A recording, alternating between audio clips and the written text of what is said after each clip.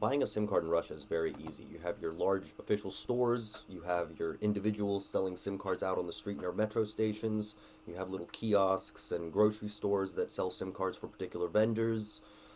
So it's very, very easy. The larger official stores are going to want to see a passport, whereas the smaller the vendor, the less official of an ID they're going to want to see, although they're probably going to want at least photo, name, and address.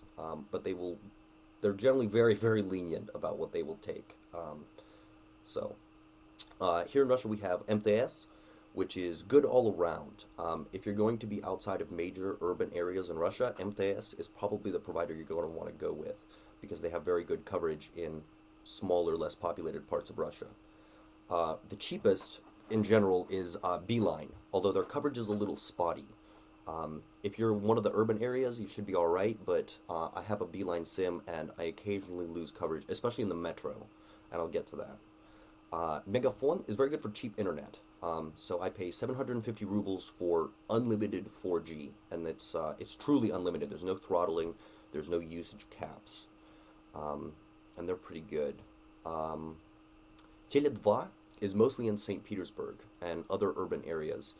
They're actually owned by a Swedish company, so if you live, for example, in St. Petersburg and you travel a lot to Finland, Sweden, or any of the Scandinavian countries, they get decent roaming rates over there. There's also Yodaphone, which isn't very popular. They're kind of odd. You can actually only get their SIM cards online. I haven't seen one for sale out on the open street, and I've only met one person with it, and I didn't really get a chance to talk to him about it. But Russia does use the GSM standard for cell phones. So your 2G is on 900 and 1800 megahertz. Your 3G is on 900 and 2100 megahertz. 4G LTE for most of the country is on 800 megahertz, which is band 20, 2600 megahertz, which is band 7, and Tele2 runs TD-LTE on 2300 megahertz, which is band 40.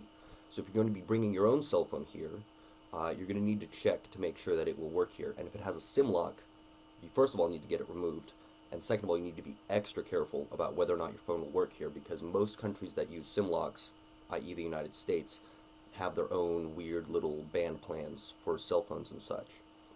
But there you go. If you're coming to Russia, that's how you buy a SIM card.